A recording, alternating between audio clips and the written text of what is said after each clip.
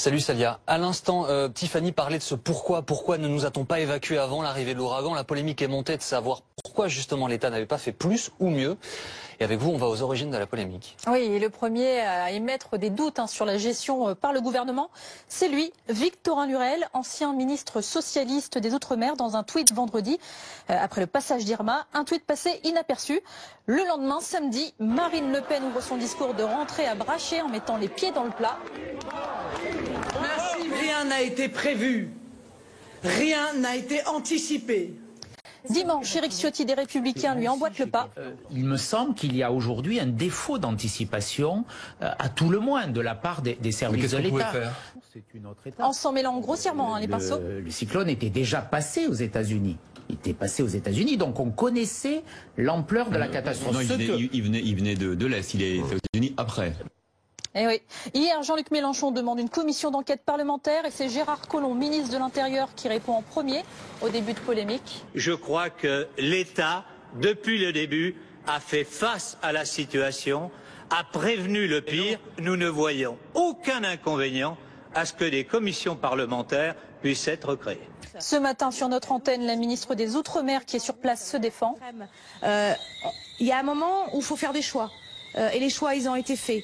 Et je voudrais dire aux politiques qui aujourd'hui font des polémiques que bien sûr les députés ont le droit à toute la vérité et que moi, comme d'autres ministres, nous sommes prêts à répondre à toutes leurs questions.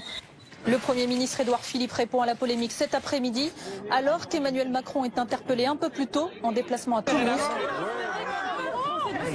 Merci, vraiment, agissez, on a de la famille là-bas. Mais bien sûr, mais j'y vais ce soir, madame. J'espère que vous allez faire quelque chose parce qu'on n'est pas qu'une terre de vacances quand on y va. Mais vous savez, vous voyez, il y a des services de l'État ce soir. Donc, l'investissement pour la reconstruction le sera. on espère. Ils sont forts les mots de cette jeune femme. Elle parle de la protection, elle, des habitants. Oui, la sécurité, et c'est aussi ce point, la sécurité sur lequel l'opposition a décidé d'insister aussi pour se faire entendre. La sécurité. Nos compatriotes de Saint-Martin, privés de tout, se voient encore volés et menacés dans leurs existences, même par des bandes criminelles. Moi, je suis extrêmement choqué par ces images de pillage aujourd'hui, au XXIe siècle, en France, parce que l'État n'assume pas son rôle. Des pillages, il y en a eu à Saint-Martin, plusieurs témoignages le confirment. Difficile de faire la différence entre ceux qui essaient de survivre et ceux qui profitent de la situation. Mais le député FN Gilbert Collard va plus loin pour enfoncer le gouvernement. Regardez dans la partie hollandaise, il n'y a pas de pillage. C'est vrai ça qu'il n'y a pas de pillage partie hollandaise ? On va le vérifier. Déjà, pour que vous compreniez, l'île est partagée en deux parties. D'un côté, vous avez la partie française au nord.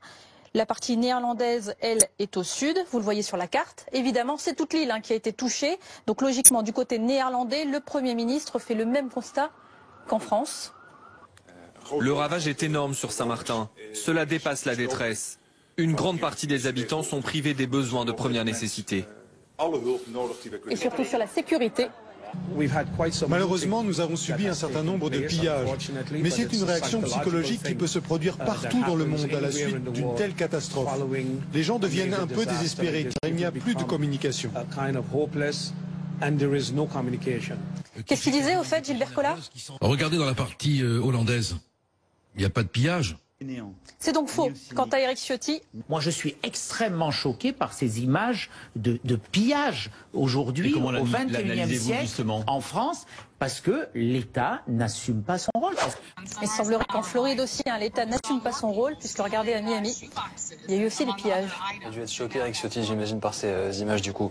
Bon, au final, Salia, on a anticipé ou on n'a pas anticipé l'ouragan là ? Alors si je vous donne les chiffres côté néerlandais et côté français, vous allez vite voir la différence. Avant l'ouragan, les Pays-Bas ont envoyé 3 bateaux au large de Saint-Martin, remplis de vivres et de matériel. Il y a 40 militaires en temps normal sur place. Ils ont été rejoints par 100 collègues, toujours avant l'ouragan. Aujourd'hui, ils sont 500 militaires et des dizaines d'autres vont arriver dans les jours à venir.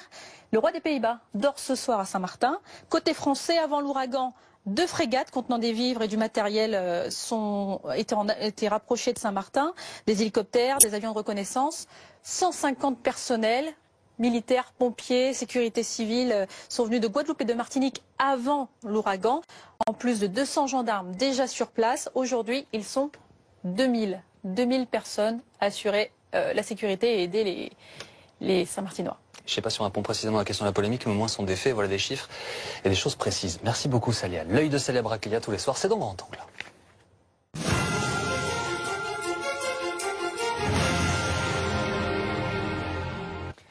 Après les Antilles, Cuba, Irma est arrivé aux États-Unis. L'ouragan a touché la Floride, laissant derrière lui 3 morts, des dégâts très impressionnants.